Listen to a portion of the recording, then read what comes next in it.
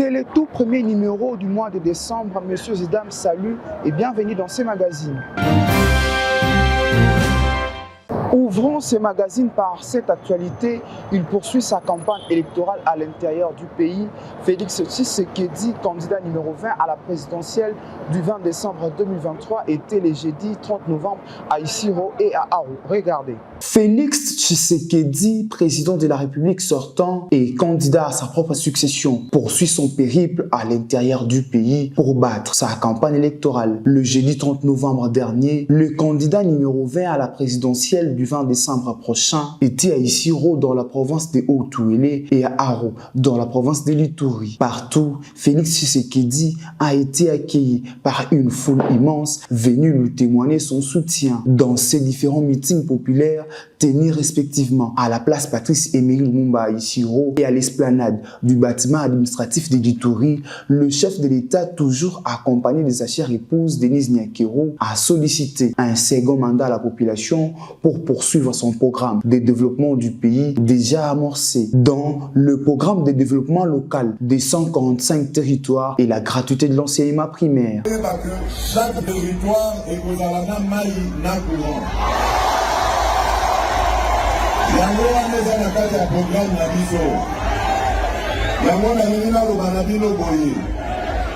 il y a 145 territoires et il y a bino peuple congolais.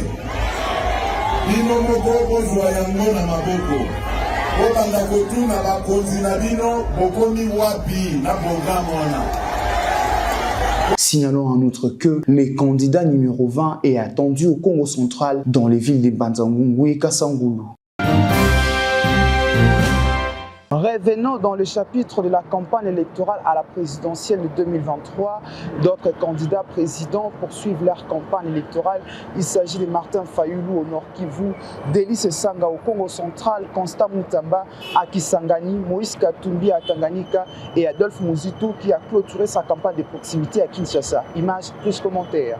Le candidat numéro 21, Martin Fayulu, est arrivé le jeudi 30 novembre à Goma, dans la province du Nord Kivu, pour battre sa campagne électorale. Dans son discours au cours d'un meeting, le candidat malheureux à la présidentielle de 2018 a promis qu'une fois élu président de la République, la scolarité des enfants de militaires et policiers va être prise en charge par l'État. Le candidat numéro 21 a promis aussi de diriger des camps militaires dans la province du Nord Kivu pour mettre fin à l'insécurité. Au Congo central, c'est Délice Sanga, candidat président numéro 4, qui a tenu le même jeudi 30 novembre un meeting dans le cadre de sa campagne électorale à Matadi, où il a été accueilli par plusieurs habitants de cette partie de la République. Parlant de l'essentiel de son projet de refondation du Congo, il a martelé sur les 5 axes de la dite refondation et l'importance des infrastructures fluviales, ferroviaires et routières afin de développer la province du Congo central. À Kisangani, c'est le candidat numéro 2, Constant Mutamba, qui a tenu son meeting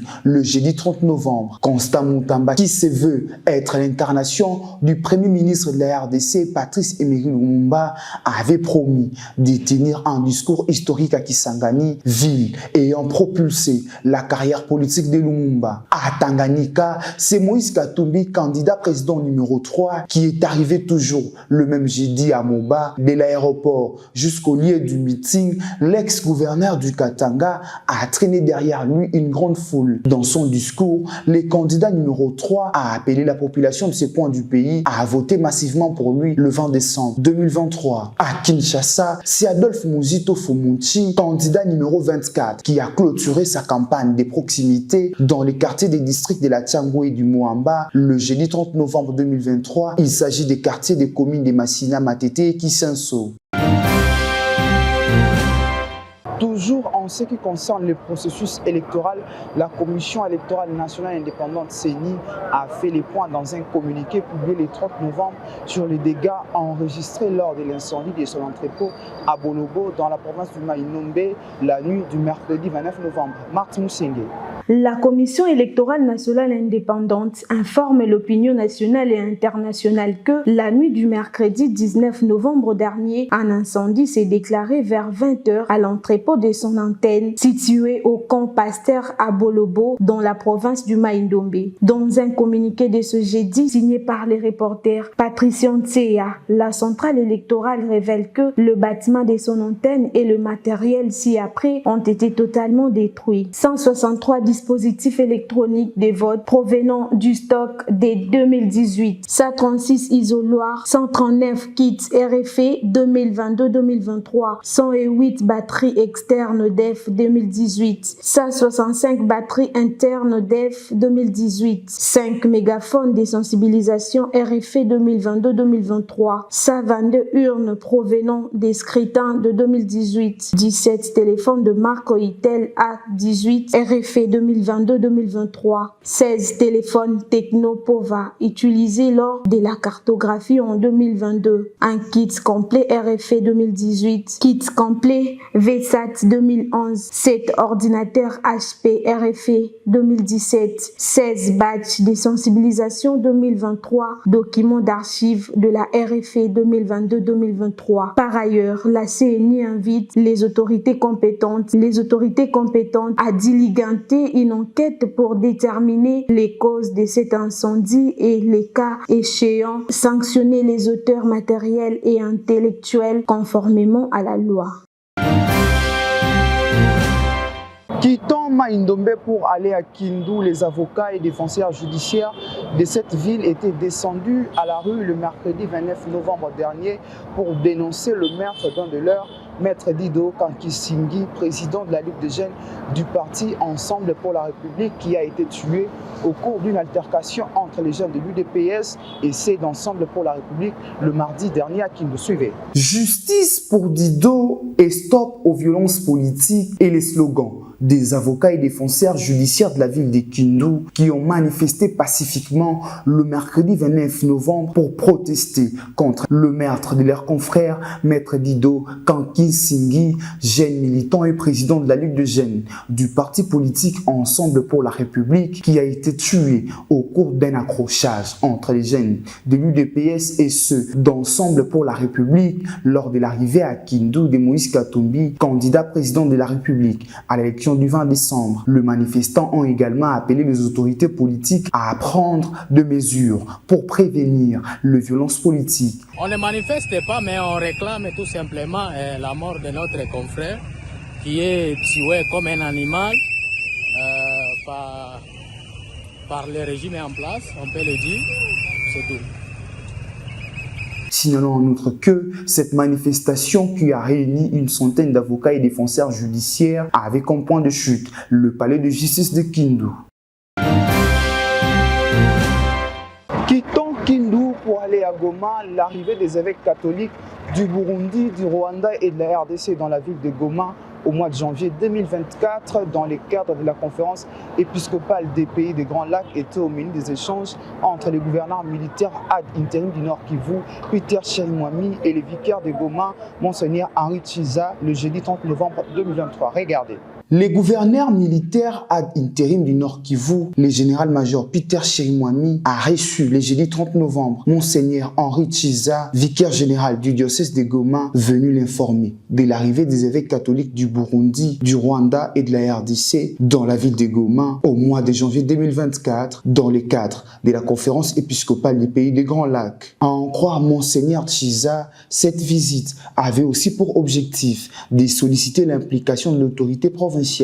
Nous venons d'échanger amplement avec l'autorité provinciale pour les mesures pratiques pour accueillir ces hôtes dans notre ville de Goma. Et pratiquement en ce qui concerne l'accueil, les séjours, les célébrations culturelles qui se passeront chez nous. Et nous sommes contents parce que l'autorité provinciale nous a bien accueillis et il a enregistré cet événement dans son agenda.